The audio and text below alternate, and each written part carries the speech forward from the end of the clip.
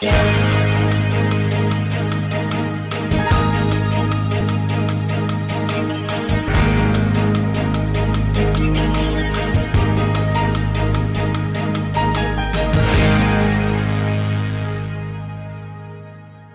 tarde, estamos começando mais um Freud Explica. E hoje, gente, vamos falar de coaching e motivação. E motivação me lembra de pulsão, né? Pulsão de vida, pulsão de morte. E pulsão me lembra ação. Então eu vou deixar um questionamento aqui para vocês. O que está levando vocês à ação? Será que é o prazer ou será que é a dor? Tá? Essa é uma questão, uma reflexão freudiana que eu vou deixar para vocês. E a nossa especialista hoje é a Patrícia Sacavicius, minha amiga, né? Paty, obrigada pela presença. Obrigada a você pelo convite, Tati. Mais uma vez aqui com vocês. Mais uma vez. É um prazer enorme.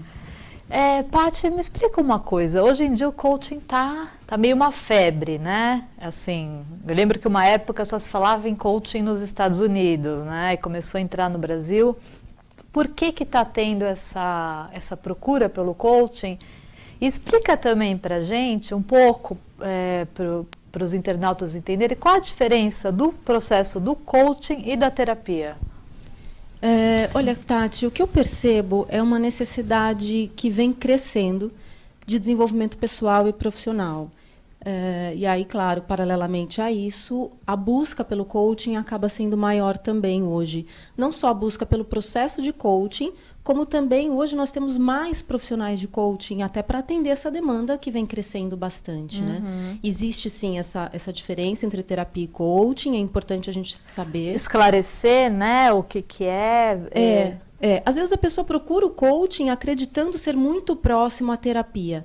O que tem de proximidade com a terapia é por ser um processo individual. Só isso. Mais nada. O processo é absolutamente diferente. Aliás, o profissional de coaching tem uma formação diferente. Ele até pode ser um psicanalista, um psicólogo. Muitas vezes já conheci alguns que são também. Mas o processo terapêutico é muito diferente do processo coaching. Do processo de coaching. A terapia geralmente me ajuda, inclusive, se eu estiver enganada, porque eu sei que você trabalha com processos terapêuticos. Sim. No geral, é muito importante o que já ocorreu. Né? Sim. O passado é o foco. Sempre. Principalmente na psicanálise, né? Que a gente volta para localizar o problema. Para localizar o problema. Exatamente. O coaching seria o aqui agora, vamos resolver, eu tenho um problema X, né? Vamos resolver isso. Quer dizer, para mim é mais importante nesse momento que eu resolva com você essa questão. E não são questões emocionais no geral, tá? No geral, o coaching vai trabalhar com metas, com objetivos, sejam eles pessoais ou profissionais. Aí a gente vai ter também nichos onde o coach vai atuar, o profissional vai atuar. Ok. E sim, é focado no futuro, numa meta futura, com ações no presente. Não interessa o passado. Nós não vamos vasculhar o passado. Ok, ele não volta de jeito nenhum. A não ser que se volte para uma experiência positiva.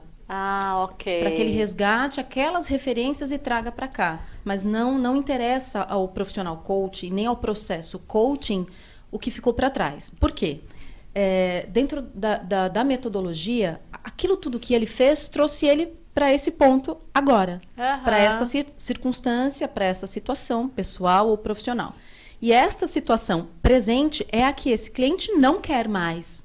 Portanto, ele não deve, teoricamente, repetir aquilo que deu errado, vamos dizer assim. Certo. Então, nós vamos direcionar esse cliente a fazer o que ele ainda não fez.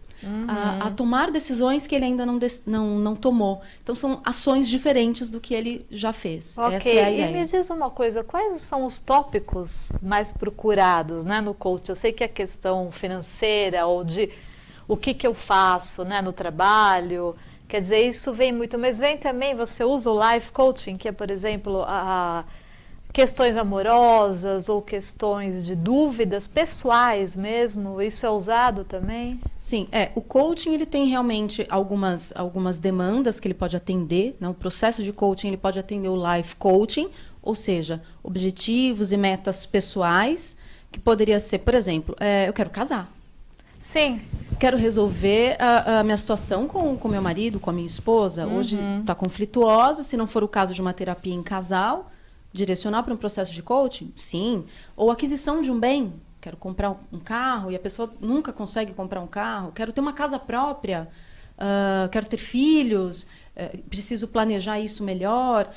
Perda de peso. Hoje o coaching está sendo muito usado no processo que de perda interessante. de peso. Exatamente. Em paralelo, lógico, com nutrição e exercícios físicos, mas tem acelerado o processo de perda de peso e melhora na qualidade de vida. E também os processos para melhora profissional. É o meu foco maior hoje de trabalho. Tá, né? é o profissional. O profissional, coaching de carreira. Aí eu trabalho com demandas do tipo, eu quero ser promovido, ou quero trocar de empresa, quero trocar de carreira. Isso mexe muito comigo, está muito envolvido até com a minha missão. E até por isso eu creio que eu tenha me direcionado para esse nicho, porque me move muito. Eu acredito que a insatisfação profissional acaba acarretando insatisfações em outras áreas da vida. Com certeza, né? sim. Nós trabalhamos em média aí, vamos dizer, 8 a 10 horas por dia. Sim. De 8 a 10 horas por dia, você trabalhando numa situação em que você se encontra infeliz, dificilmente isso não vai refletir nas outras áreas da vida, no relacionamento. Ou às vezes a gente consegue separar as coisas, mas não tem, por exemplo, disposição física para brincar com os filhos, para sair com os amigos. Às vezes você não tem tempo para um lazer, né? Exatamente. E você pode entrar num estresse aí, numa burnout também, que aquele Exato. a pessoa nem consegue voltar, né? Exato. Então, quer dizer, e às vezes não é só a falta de tempo, às vezes é a falta de tempo interno, uma falta de disposição. Exatamente. De energia. De energia mesmo, né? Exato, para seguir o restante da vida de forma equilibrada. Então, por isso que eu acredito que trazendo a satisfação para o campo profissional, é claro que, sem dúvida, o primeiro passo é um desenvolvimento pessoal. Você é no trabalho aquilo que você é na vida. Então, tudo começa pelo autoconhecimento. Mas, é claro, buscando essa satisfação profissional, isso vai se refletir de uma maneira bastante ampla nas outras áreas da vida. Tem uma questão interessante, né? Muita gente permanece em trabalhos que não gostam, né? Quer dizer, às vezes porque eu não vou encontrar outro, ou já estou aqui mesmo há tanto tempo, né? Então, eu acho bacana o coaching, até para essa motivação, né? Por exemplo, de eu chegar para você e falar, Paty, eu estou querendo encarar outra coisa. Sabe? Quer dizer, existe essa dificuldade mesmo de uma quebra de algo que você está fazendo há muito tempo para começar outra coisa, né? Isso gera medo no ser humano, né? Gera. Na verdade, assim, tudo isso tem uma explicação, né? Na verdade, a nossa mente é programada para nos proteger, desde que nós nascemos. Nós já nascemos com essa programação de proteção. Então, tudo aquilo que envolve risco, mudança... Claro que para algumas pessoas isso pode ser um pouco mais tranquilo e para outras não tão tranquilo assim. Mas, de uma maneira geral, a nossa mente nos protege, ela é protetora. E nos protege de duas maneiras. De uma maneira um pouco mais nociva, ou seja, nos impedindo de crescer, nos impedindo de fazer coisas que poderiam ser benéficas, e de uma maneira mais sábia, ou seja, com planejamento, com organização. Então, quando eu falo, por exemplo, em insatisfação profissional, também não significa largar tudo, jogar tudo para o alto e fazer o que quer. E vender sanduíche na praia, não, quer dizer... Não necessariamente isso. Pode e deve envolver um planejamento, uma organização, um estudo. E o coaching auxilia nisso. Então, e a motivação, na verdade, nem parte do profissional coach. Não sou eu que vou lá e falar, vamos lá, que você consegue. A motivação vai acontecer naturalmente, quando o próprio cliente de coaching, ou seja, o coachee, começa a executar o seu plano de ação e começa a colher resultados a partir daquilo que ele mesmo estabeleceu como plano de ação, como uma ação efetiva no seu dia a dia. Existem casos onde você percebe que essa motivação não surge, apesar das técnicas aplicadas e de todo o processo? Deve ser complicado isso, né? Pode acontecer. O coaching é um processo que traz resultados muito rápidos, tá? Por quê? Porque ele coloca o cliente em ação. Colocando em ação vai ter resultado. E a ação, aí cabe ao coach, né, verificar isso, se essa ação é diferente da que ele tem costume de fazer. Precisa ser diferente para trazer resultados diferentes. Então, cabe ao olhar atento do coach verificar isso. E às vezes mudar o padrão pode incomodar um pouco, né? Incomoda. Incomoda, Tati. Sim. A mente não gosta muito de perder aquilo que ela tem. O que é familiar, aquilo que foi vivenciado já, né? A não ser que ele traga um benefício. Que aí você falou do prazer e da dor. Eu lido com isso também durante o processo, Sim. né?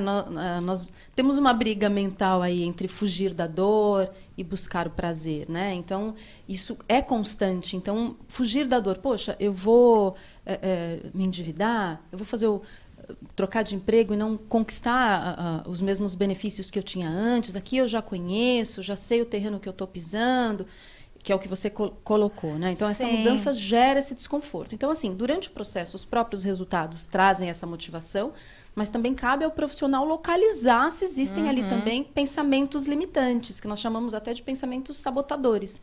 Que, na verdade, é o quê? É o cliente que, na verdade, está utilizando essa proteção, que eu coloquei para você, que existem Sim. 2 níveis, mas nesse nível mais limitador. E que pode acarretar na insatisfação de uma maneira geral. Você sabe que tem uma coisa curiosa? Alguns pacientes comigo, quando eles começam a ficar bem, vários já relataram isso. Eles falam, puxa, eu estou sentindo falta da doença. Que é isso que a gente está falando, né? Quer dizer, eu estou acostumada com ela, de certa forma, ela me gerava uma adrenalina, ou ela fazia parte de mim. E há uma sensação um pouco do vazio, né?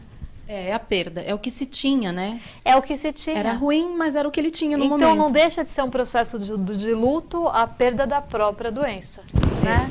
Por isso que, no geral, é importante que se substitua, né, padrões. Exatamente, exatamente. Quebra-se um padrão negativo, mas para que isso ocorra, a gente constrói ou reconstrói um padrão novo. É por isso que a PNL me ajuda. Você trabalha com PNL também, né? Eu sou Master Practitioner em PNL e, quando necessário, por exemplo, se existe alguma questão lá no passado que vem incomodando, não que a gente vá vasculhar, porque, como eu disse, o processo não é terapêutico, mas eu vou lidar com esse incômodo, o incômodo que aquele passado está causando, porém na situação presente. Tá. E as técnicas de PNL auxiliam imensamente nisso, para que a gente continue a utilizar as ferramentas específicas do coaching para seguir em prol da meta. Então você percebe quando é necessário a utilização da PNL ou não? Quer dizer, isso. Quando existem esses padrões muito fortemente enraizados, a gente vai em busca disso. Como é que funciona a parte assim? Por exemplo, geralmente são quantas sessões, ou isso depende da pessoa? Existe depois, por exemplo, se estipula 10 sessões,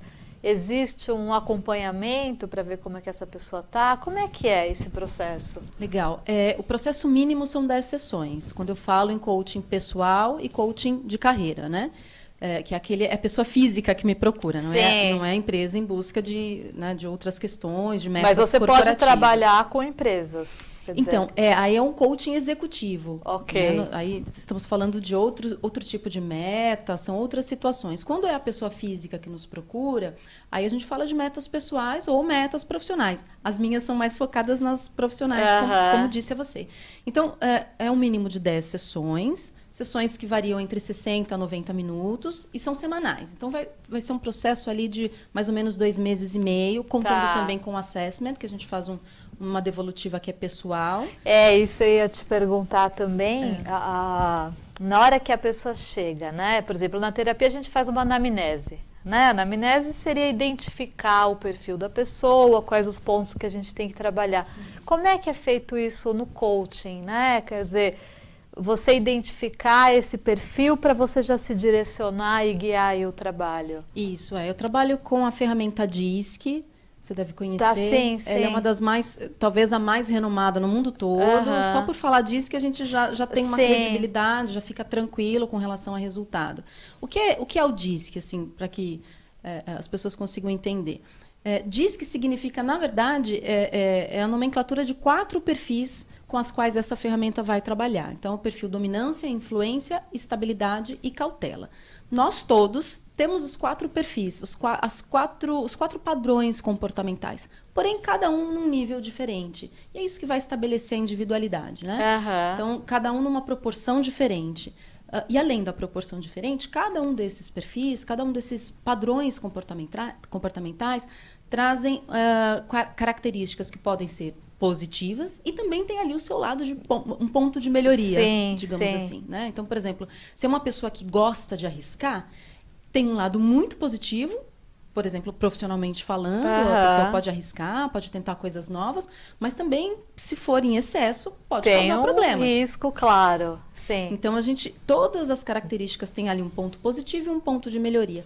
Então, o que vai trazer ali essa individualidade, né? Essas questões que vão fazer com que você seja diferente de mim, é o quê? Essa proporção entre os 4 padrões comportamentais e as características, como você lida com essas características. E é importante que a gente diga que nós estamos falando em comportamento e não em personalidade. Certo, Durante bacana. o processo de coaching, nós não vamos mudar ou avaliar nada no que diz respeito à personalidade, porque é outro nível de trabalho. Sim, se você percebe, por exemplo, que a pessoa está deprimida ou se ela tem um problema mais sério, como é que faz? Você pode trabalhar ela junto com o terapeuta ou, no caso, indo para o mesmo lado, no caso do emagrecimento, que você falou, você pode trabalhar ela junto com o nutricionista? Quer dizer, existem essas uniões?